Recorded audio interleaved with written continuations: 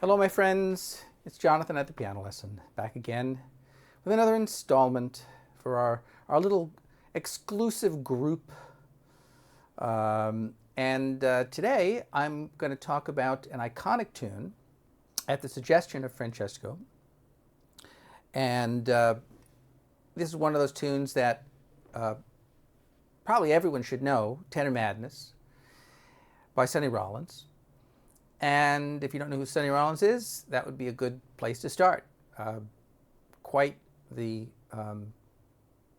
tenor saxophone player. So Tenor Madness is a blues. And it's deceptively simple, but it's such a fun song to listen to. And so what I'd like to do today is, not just teach a piece of music. I was never really big on simply teaching pieces per se. What I'd like to do is, as one of my friends used to say, give you the keys to the kingdom. So I'd like to teach you how to make music with any piece of music. And this is just one example. So you'll learn a piece of music in the process, but you'll also learn to learn other pieces of music. And more importantly, you learn to make music, which is not so easy to do. And there are things that you learn along the way about how to make music from very musical people, which really isn't written down in books. One of the things I love music theory, but I love music theory partly because I just think it's fun, but I like music theory because it helps to make music. And there's an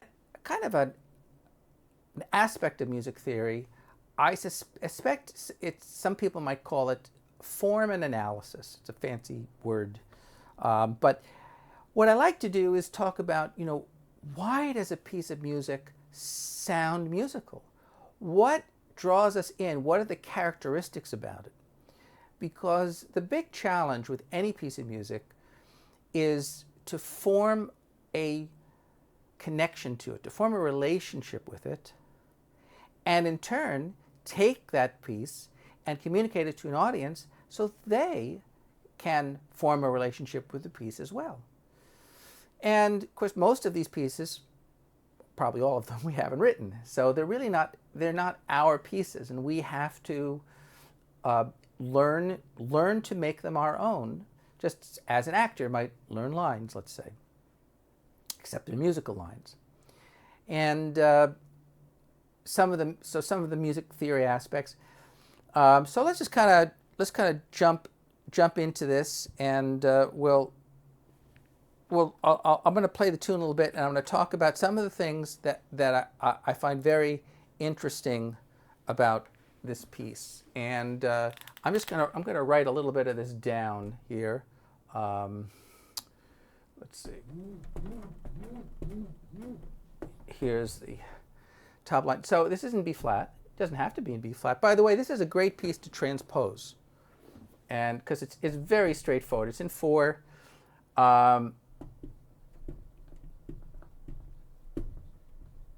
Every piece of music that you get, you should start transposing, and it starts on a pickup. So it starts on the and of 4.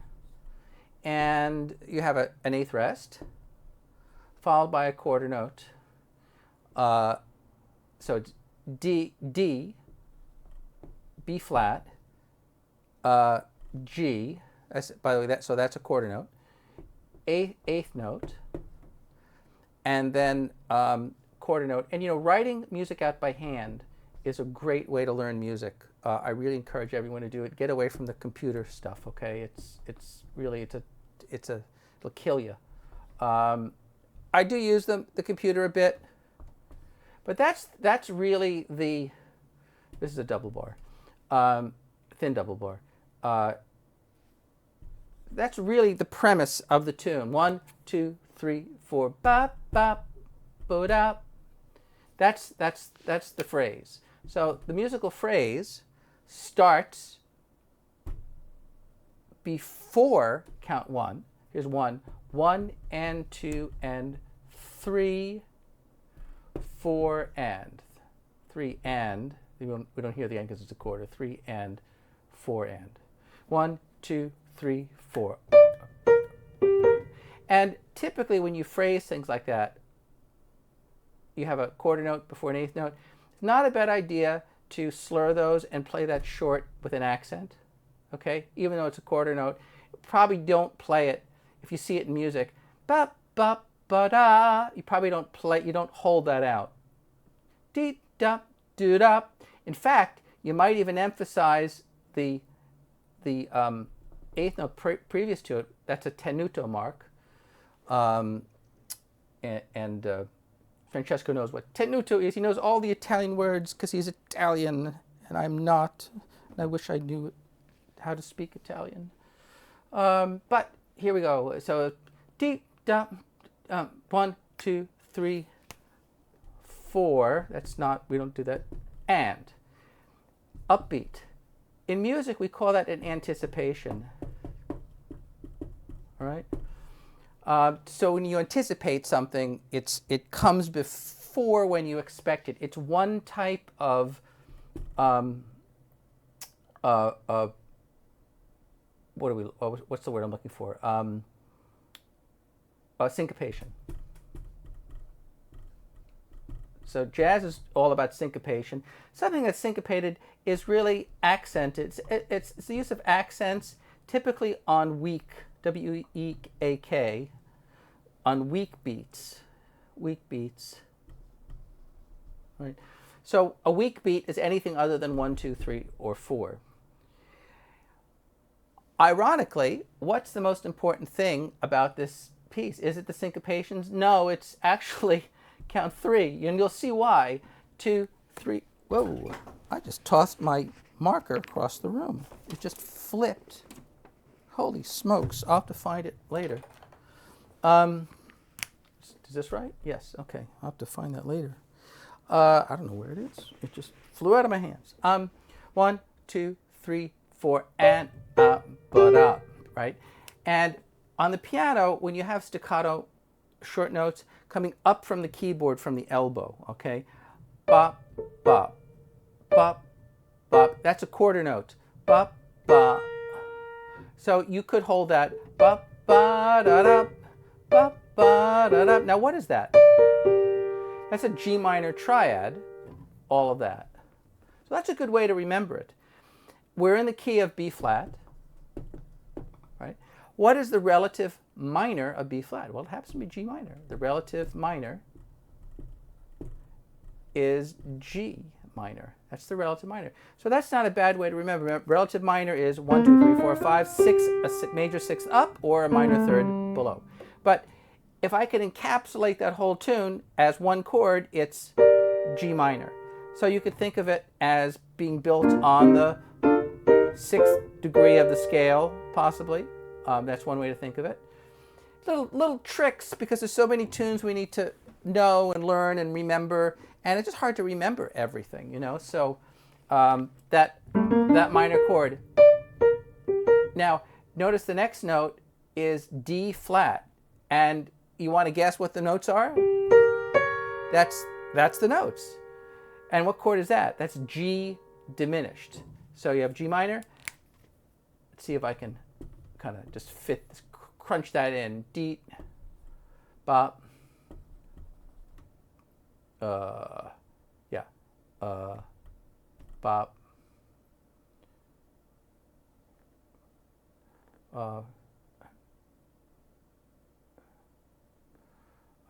Yeah, B flat, G, and B flat. Yeah, I'll write that out. So you can see it. You see it here.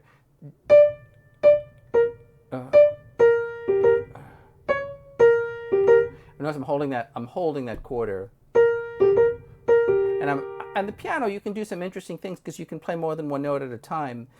And on the piano, the number one hardest thing to do is to get sound and to keep sound going. You know, on an organ it's a different thing, but so to hold down notes, you know, hold down these double stops, that's not a bad idea because you get more sound.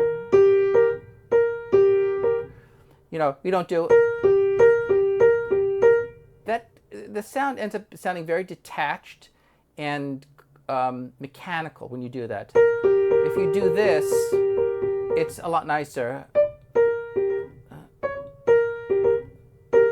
Say, but it's this. Those are the two sounds. That's C. Da, da, da. That's the rest of the melody. So it does this.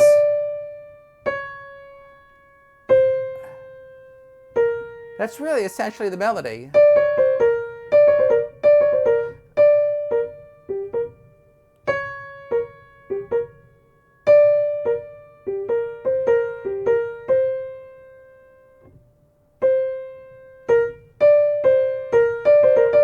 Figaro, right? Figaro, Figaro, Figaro, right? And if you were to do an arrangement, you might have the brass holding the notes up here, potentially, maybe,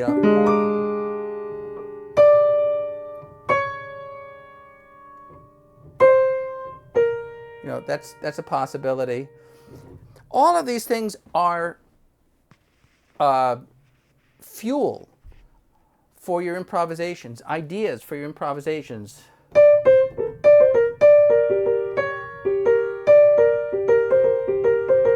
And notice the repeated note. That's a little harder to do in a piano, but when you repeat a note on a piano, keep the key down. Don't let it go all the way up and shut off the note, okay? Now, you might be holding the pedal down, but I think that might be a bad idea at that moment. But in any event, keep the key held down, switch your finger, let it up a little bit, so you still have the sound. That's like pedaling with your fingers. That's really what you're doing. You're controlling the damper.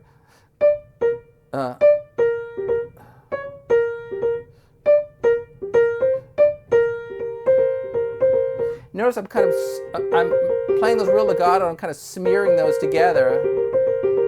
I like that sound. I like that kind of dissonant, crunchy sound instead of. I don't really want that sterile articulation. I mean, I could do that, but I like those seconds there.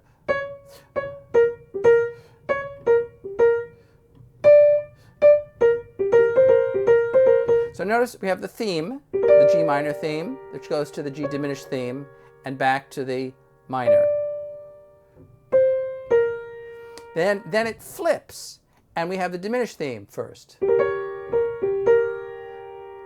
Minor.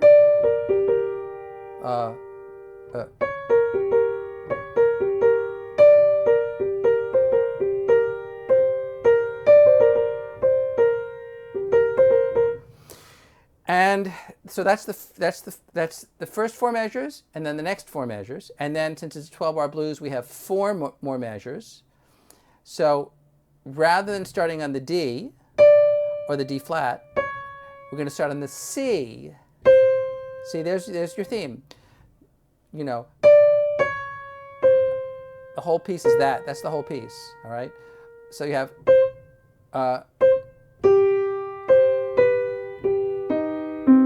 Now, that chord ordinarily would be called C minor, major 7. That's the James Bond chord, sort of.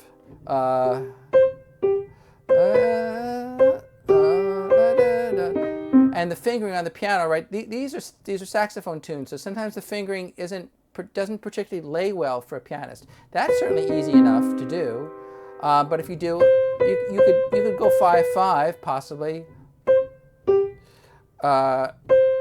You could also do, you could cross. I think that's a little much. I don't know if I'd want to cross. You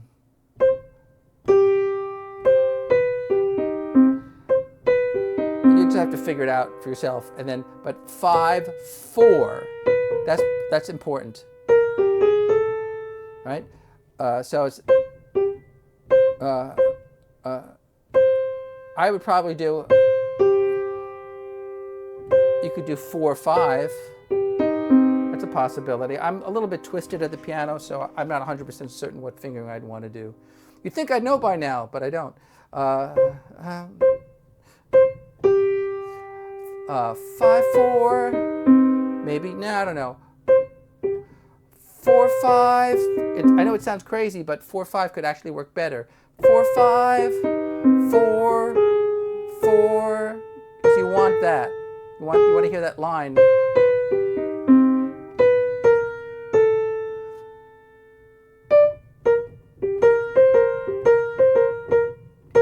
Right? And last note is short and accented. Let me write the, I hope you can read that. You know, this stuff is on the internet all over the place, so it's not going to take very, very long just to look it up on the internet, right?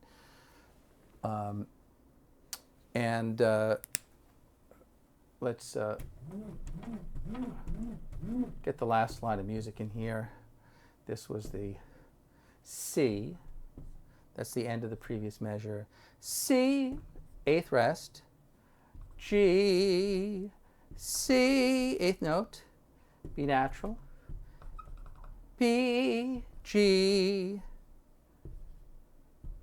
E flat, C. I should do my solfege. I should keep it in some practice. I used to like to do solfege a lot. Do, sol, do, si, sol, mi, do. And there's actually, technically, there's words, special words for if it's sharp or flat or for the accidentals. I'm not going to get into the weeds with that. But T, sol, like sol, I'm going to use the same word for that, but there's, I forget what it is. Some people say sol or sa, I don't remember. La, the A. Let me write that out. C, next measure. B flat. G, G sharp. A natural. Some people hold that out. Quarter rest, eighth rest, and then the next note, just like is a D, eighth note. Let's see, what are we doing here? I think I'll do this. Da dee dee dum. Eighth notes. 1 and 2 and. This is the and of 4. 4 and 1 and 2. That comes in between and 3 and 4 and. So that's C minor. This is really C minor major 7, okay? In the sheet music, it's going to say C minor 7, and it's really not. If you play C minor 7, you're going to hear that. So I would do, that sounds more interesting to me. Dun, dun, dun, da, da, da, da.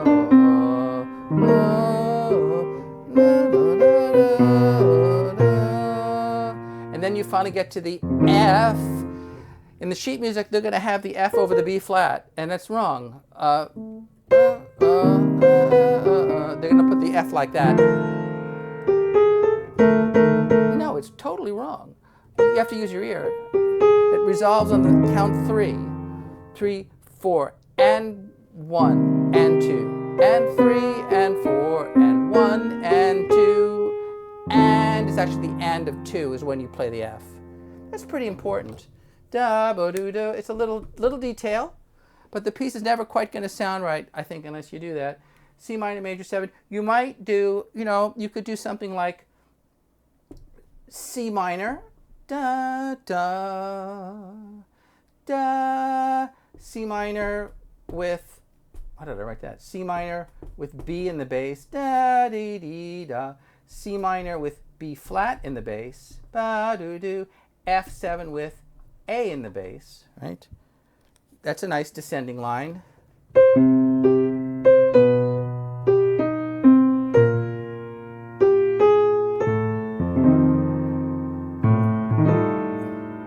That's, kind of more fun.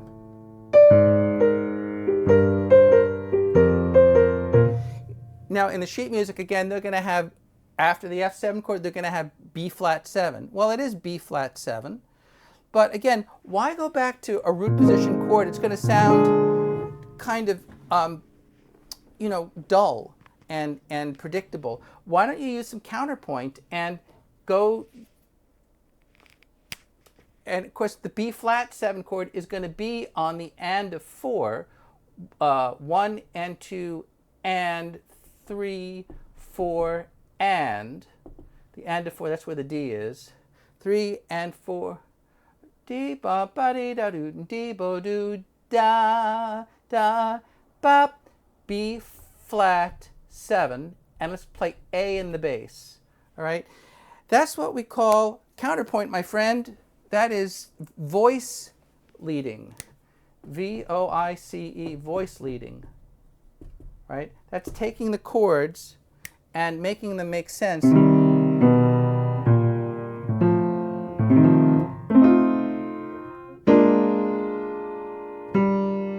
It may be ba da da dee ba doo bo ba bo doo da ba ba, B flat 7. See, ba ba ba da, G minor or G7, ba ba da ba ba ba da da. Right, having that bass. That's what bass players are going to do. They're going to try to create inversions and make the band sound better that way. Let me see how we're doing here on time. Oh, I don't know. We're still in the ballpark. Now,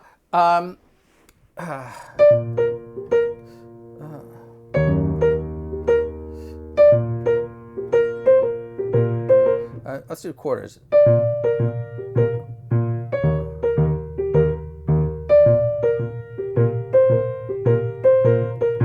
What's the most interesting thing about that? Well, we're still going. We're kind of teetering around this tonic. Okay, 2, 3, 4, and. When those B flats come together, that's count 3. Ironically, usually jazz is all syncopated and we think of 2 and 4, but this piece really sounds unique because it emphasizes count 3. 1, 2, ba ba ba 3, ba ba ba 3, ba 1, 2, and 3, 1, 2, and 3. I mean that's what makes Tenor Madness sound like Tenor Madness, and not like any other blues. 3, 3, 2. That second half of that phrase, of that 4-measure phrase, it starts out syncopated, 3, 4, and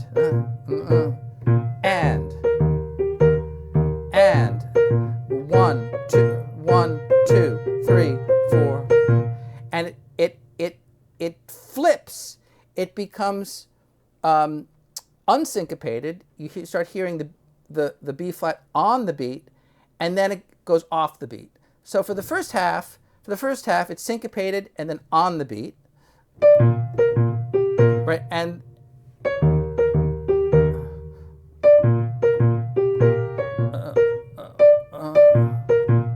right here, 1, 2, 3, 4, and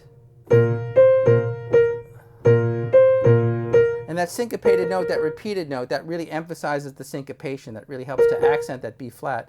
But it flips. That's very common. You see stuff like that in Beethoven and Mozart, where they'll have a pattern. They'll have like an Alberti bass, or something, and then they'll kind of flip the script where you're no longer the emphasizing count 1.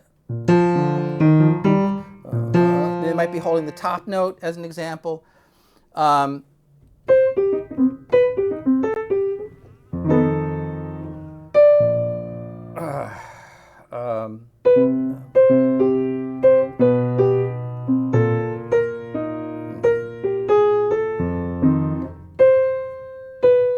That's really the melody, right? And it's just decorated. that's the decoration. Could have done that too, but that sounds better.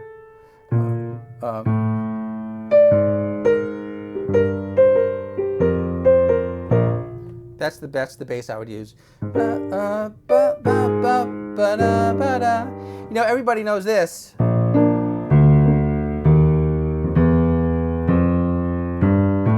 But what about going backwards? We're going kind of backwards here.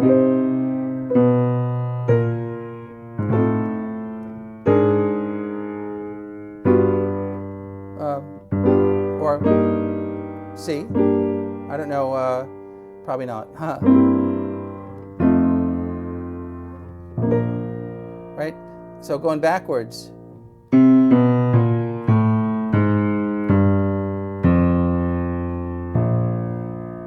Having those melodies, that counterpoint in there really adds a lot to the piece. Now, I will confess, I really don't play this piece that much, but I will. I'm going to play it. I may even play it this Friday, and I'll put a link to the last jam session that we did. It was very interesting. We had a lot of interesting tunes, and some tunes that were, you know, pretty easy. There's a tune called "Way Back Home" by Wilton Felder from the Crusaders, which I did, which is a very simple tune. Was it?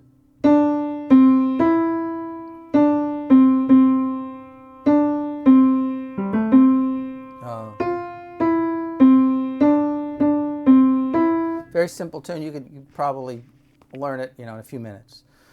Fun tunes. Heard all different kinds of versions of it. You always hear Steve Gadd's band likes to play it. But yeah, so when you go to improvise on this tune, well, those are, you know, I try to cram in so many things in one lesson, but these are the elements that you bring to your improvisation and your arranging. So now we've kind of made a big mess. I mean, we haven't made a mess. We've made sense out of it, but we have these bits and pieces. So next time I'll come back and I'll try to put Humpty Dumpty back together again. Okay, so I'm going to excuse myself, but it's been fun, as it always is, and I hope everyone has a great week, and let me know how you're doing and what you think. And this is Jonathan signing off at The Piano Lesson, and feel free to contact me at my website, thepianolesson.com. Adios.